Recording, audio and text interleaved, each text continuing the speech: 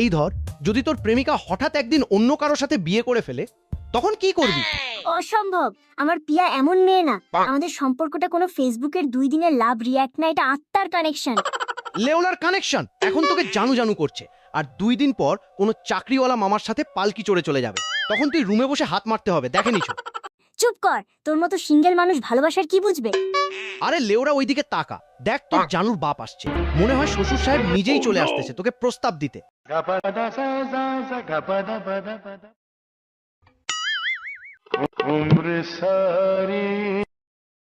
ভাই, দেখ তো আমাকে ঠিকঠাক হিরোর মতো লাগছে তো? একদম সিনেমার নায়ক। এখন শুধু স্লো মোশনে কথা বললেই হবে।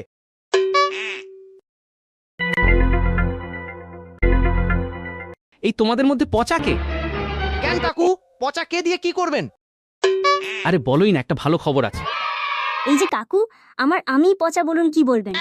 আমি সব জানি বাবা। মানে কি জানেন কাকু, খুলে বলুন সব। এই শুয়ারের বাচ্চা কি খোলার কথা বললি রে? এই নে, এই ব্যাগে 3 লাখ টাকা আছে। কাল সকালের মধ্যে এই এলাকা ছেড়ে চলে যাবি। আর আমার মেয়ের আশেপাশে যেন তোকে না দেখি। যদি দেখা যায় তাহলে পিছনে বাঁশ দিয়ে ওই 3 রাস্তার মুড়ে খাড়া করে রাখবি। 3 লাখ? ভাই, আমাকে কেউ এত টাকা দিলে আমি তো এই দেশ ছেড়েই চলে যেতাম। আপনি কি ভাবছেন টাকার বিনিময়ে আমি আমার ভালোবাসা বিক্রি করে দেব? না কাকু, প্রেম বিক্রির জিনিস না। দেখো কি নীতি কথা শুরু করছে। নিজের মোবাইলে ডাটা ভরার টাকা নাই, আবার প্রেমের বক্তৃতা। আমি জানতাম তুই একটু শুয়ারের বাচ্চা আসিছ, তাই 3 লাখে হবে না।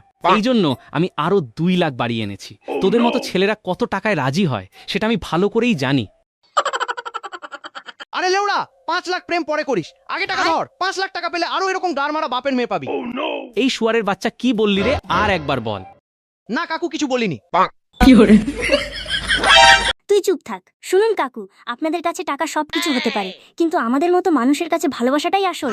আজ অনেক সত্যিকারের সম্পর্ক শুধু টাকার জন্য ভেঙে গেছে, কিন্তু আমি পিয়াকে ছাড়বো না। পিয়াও শুধু আমাকেই ভালোবাসে। ওরে লেওরা, তোর পায়াই আমাকে পাঠিয়েছে এই টাকা দিতে। কি? পিয়া আগামী মাসে এক সরকারি কাকুকে বিয়ে করছে।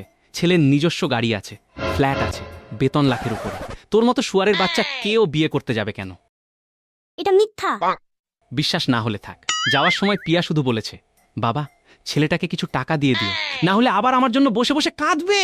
আর আমি দয়া করে টাকাও বাড়িয়ে দিচ্ছিলাম। যাক, আমার 5 লাখ টাকা বেঁচে গেল, সাথে আমার মেয়েটাও।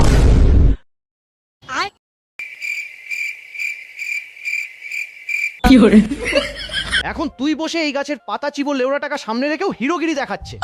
ভাই, সত্যি বলতো, পিয়া কি আমাকে ধোঁকা দিল?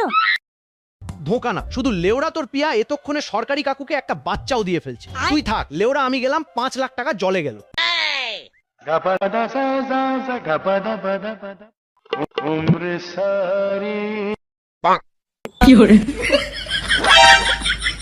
না, অনেক হয়েছে, আর না, আর কোনো মেয়ের পিছনে ঘুরবো না। কাল থেকে টুপা বৌদির কাছে যাব।